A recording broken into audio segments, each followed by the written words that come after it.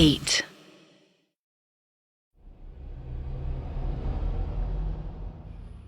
मैं हमेशा पैरासाइकोलॉजी को डिकोड करने की कोशिश में रहती हूं और ये समझने का ट्राई करती हूं कि अगर किसी इंसान को कोई पैरानॉर्मल एक्सपीरियंसेस हो रहे हैं तो उसके पीछे क्या रीजन हो सकता है।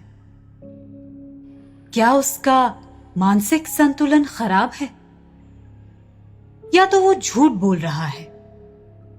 लेकिन कई बार जब मैं उस इंसान की बातें सुनती हूं तो मेरा एनालिसिस एक क्वेश्चन मार्क पे आके रुक जाता है।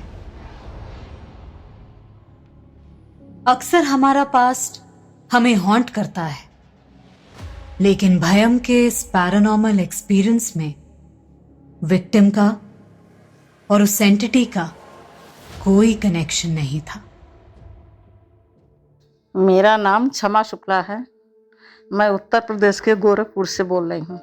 मेरा छोटा बेटा प्रीतु जब 2-2.5 महीने का था तब की बात है ये। जब उसको हम लोग सुलाते थे तो वो रोने लगता था। रात में अचानक उठ के जोर जोर से रोने लगता था। 1-2 दिन देखे, फिर हमने सोचा कि जहाँ वो सोता है वहाँ पे हम खुद सो के देखें क्या होता है। तो दूसरे दिन हमने स्थान चेंज कर दिया। जहाँ प्रीतु सोता था वहाँ हम सो गए और प्रीतु को दूसरी जगह सुला दिए। जब रात के 2-2.5 बजे के आसपास मुझे ऐसा लगा कि कोई मुझे दबा रहा है गला, और हम देख रहे हैं उसको। उसका सांवला सांवला बाँह और गुलाबी रंग का हाफ ब्लाउज दिख रहा था मुझे, और वो मेरे गले पर महसूस हो रहा था और दबाव भी महसूस हो रहा था। मुंह से आवाज़ नहीं निकल रही थी, लेकिन दिमाग पूरा जागृत था। फिर हमने हनुमान चालीसा पढ़ना शुरू किया। हनुमान चालीसा पढ़ते पढ़ते 5-7 मिनट में वो धीरे धीरे वो दबाव हल्का होते होते ख़त्म हो गया। फिर मेरी आँख खुली, देखे कहीं कुछ नहीं। प्रीतु भी निश्चिंत होकर सोया। फिर हम जगे ही रह गए। दूसरे दिन मैंने प्रीतु के पापा को ये सब बताया तो उनको विश्वास ही नहीं हुआ। वो कहे कि ऐसा हो ही नहीं सकता है, इस घर में इतना पूजा पाठ होता है, ऐसा कुछ हो ही नहीं सकता है। तो हम कहे कि नहीं, हमको तो ऐसा फील हुआ है। तो कहे कि अच्छा ठीक है, आज हम सो के देखेंगे वहाँ पे क्या हो रहा है। तो वहाँ पे जिस जगह पे प्रीतु सोता था हम सोए, उस जगह पे फिर प्रीतु के पापा सोए। फिर रात जैसे हुई 2-2.5-3 बजा, फिर अचानक वो बहुत तेज़ तेज़ चिल्लाने लगे, जैसे लड़ रहे हों किसी से। आवाज़ खूब तेज़ तेज़ आने लगी उनकी। फिर उनको उठ के जगाए, उठ भी नहीं रहे थे। फिर अगल बगल के लोग भी आके मेरा दरवाज़ा खटखटाने लगे। उन लोगों ने सोचा कि कहीं इन लोगों में लड़ाई वड़ाई ना हो रही हो, इसलिए शुक्ला जी की आवाज़ इतनी तेज़ आ रही है। तब तक हम इनको हिला डुला के ज़बरदस्ती जगाए। एकदम पसीने से लथपथ उठे। फिर पूछा गया, हमने दरवाज़ा भी खोल दिया और लोग भी आ गए अगल बगल के। फिर पूछा गया कि भाई क्यों इतना तेज़ तेज़ चिल्ला रहे थे। तो कहे कि जो रोशनदान है कमरे का, वहाँ पे एक बहुत डरावना व्यक्ति बैठा है और वो देख रहा है। वो बार बार प्रीतु को ले जाने के लिए कह रहा है अपने साथ कि हम तुम्हारे लड़के को ले जाएंगे, तुम्हारे पास रहने नहीं देंगे। तो प्रीतु को उससे बचाने के चक्कर में मेरी उसी से लड़ाई हो रही थी और इसीलिए हम लड़ रहे थे उससे। वही आवाज़ सुनाई दी हम लोग को। फिर उसके बाद जब दूसरा दिन हुआ, एक वहीं के जानने वाले थोड़ा तांत्रिक टाइप का एक पंडित था, उससे बात की गई। तो वो ले आके कुछ ताबीज उबीज टाइप का काले कपड़े में बांध करके दिया कि बेड के चारों पाए में आप इसको बांध दीजिए। फिर उसके बाद ये सब नहीं होना चाहिए। तो फिर हम लोग वही किए। उसके बाद से फिर वो कभी दिखाई नहीं पड़ा, कुछ किसी को महसूस नहीं हुआ। सब लोग निश्चिंत होकर रहने लगे।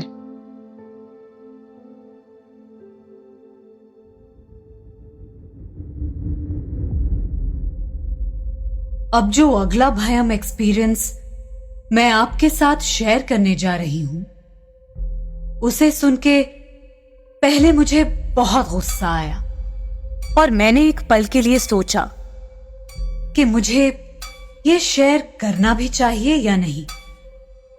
लेकिन एक निडर लड़की की हिम्मत को मैं छुपाना नहीं चाहती थी।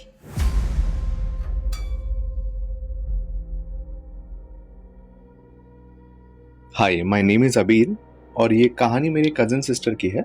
My home town is in Konkan, तो वहाँ पे वो आ रहे थे एंड वी आर हैप्पी कि वो इतने सालों के बाद आ रही है। और न्यूली मैरिड थी, कुछ 6 या 7-8 महीने ऐसा कुछ हुआ होगा उसकी शादी को। एंड मैं बैठा हुआ था, मेरी मॉम बैठी हुई थी, she came, she hugged my mom and started crying. अब हमको लगा ओवरवेल्म हुई होगी, बहुत दिनों के बाद आई, बहुत सालों के बाद आई, देखा और नो, बट शी सेड कि मैं कई महीनों के बाद अच्छे से आज सोई। तो अब हमें समझे नहीं, क्योंकि हम खुलकर बात नहीं कर पाए इमीडिएटली, क्योंकि उसके बाद इमीडिएटली उसका हस्बैंड ऊपर आ गया। But my mom felt something कि कुछ तो गड़बड़ है और बात करी जानी चाहिए। तो she and later on she told us something very weird and that was a chilling experience for us. और वो क्या करे वो उस वक्त हमको समझ नहीं आता। तो हुआ ये था, she got married to the person, तो वो जिस घर में रह रही थी और जिस कमरे में रह रही थी, तो उसी कमरे में मेरी बहन के जो हस्बैंड है उनके भाई ने सुसाइड किया था।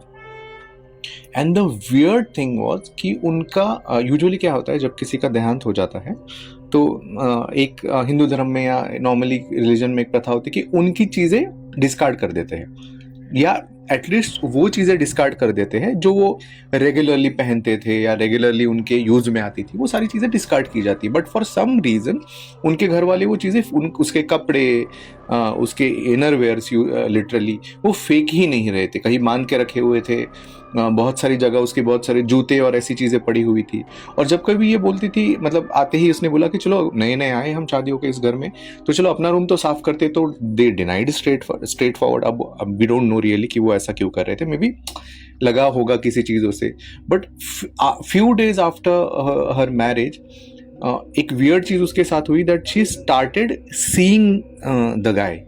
तो पहले तो उसे लगा कि वहम है यार, कहीं खड़ी है तो कॉर्नर में कुछ दिखा, from the corner of I she saw someone, कोई पास्ट हुआ ऐसा। फिर वो जो ग्लिम्सेस थे वो अभी उसको बहुत क्लियर होने लगे।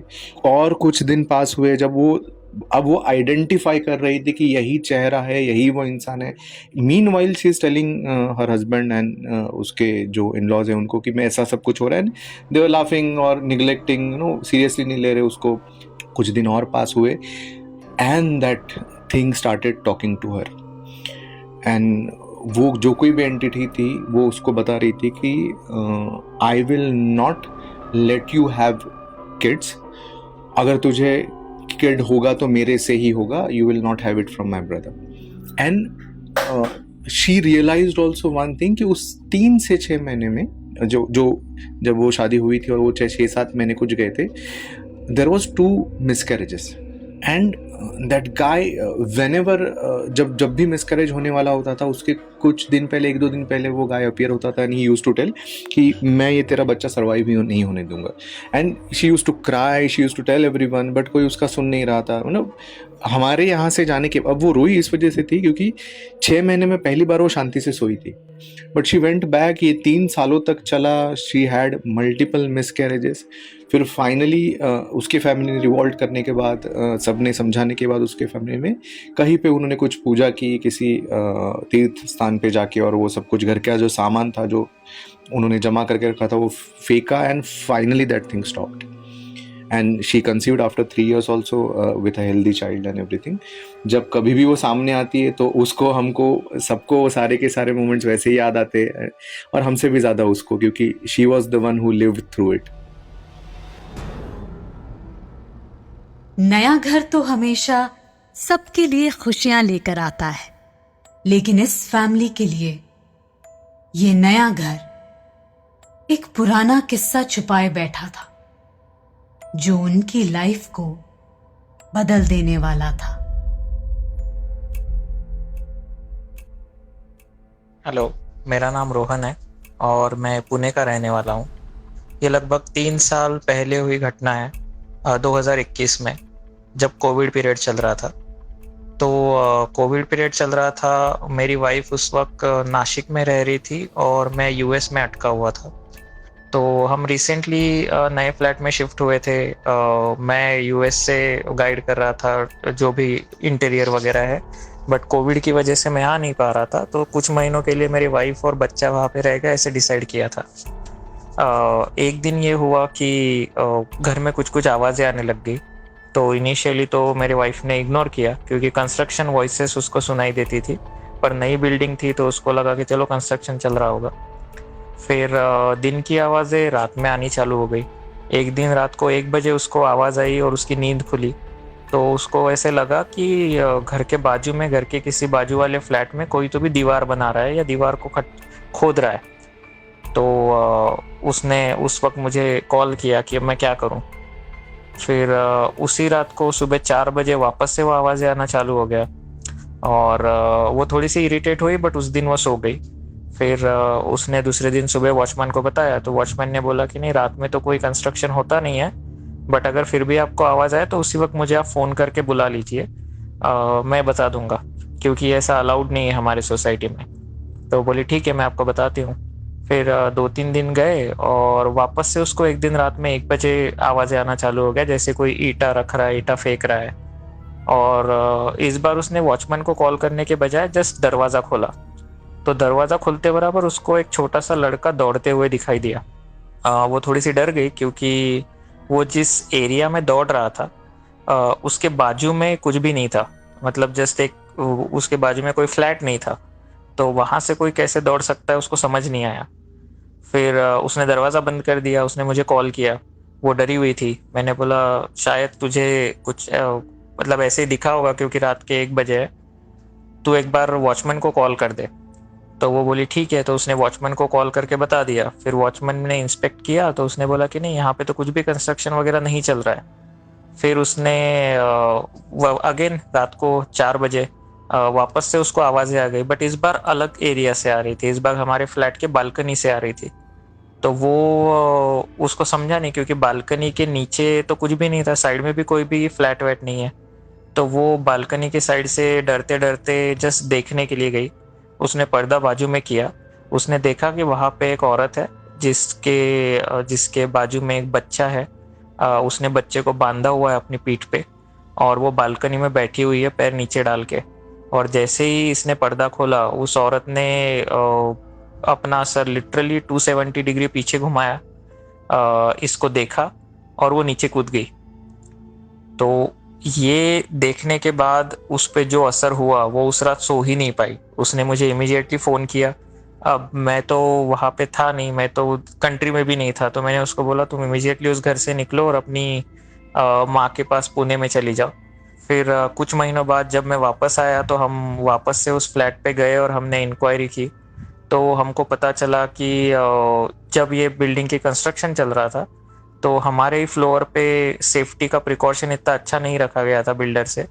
तो वहाँ पे एक वर्कर जो थी, जो ईंटा रखने वाली थी और दीवार बनाने वाली थी, वो और उसका बच्चा वहाँ से नीचे गिर के उनकी मौत हो गई।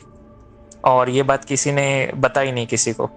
तो उस दिन के बाद से जब से हमको पता चला, हमने इमीडिएटली वो फ्लैट खाली कर दिया, हमने वो फ्लैट बेच दिया और अभी हम हमेशा के लिए पुणे शिफ्ट हो गए।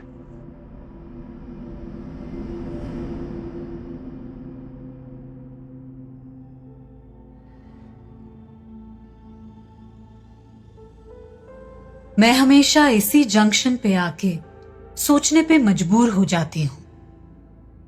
ये जानना चाहती हूं कि आखिर सच क्या है। क्या एक बड़े भाई की आत्मा ऐसी घिनौनी बात कर सकती है? क्या रोहन की वाइफ ने वो सच में देखा है? और क्या शमा मौसी के घर सच में हुआ है? मेरे लॉजिकल माइंड को ये सारे किस्से हमेशा चैलेंज करते हैं, लेकिन आपको क्या लगता है? हमें जरूर बताइए। और अगर आपका मानना ये है कि ये सिर्फ कहानियां हैं, तो आप हमारे दूसरे पैरानॉर्मल एक्सपीरियंसेस सुन सकते हैं। भयम की इस दुनिया में आपका स्वागत है।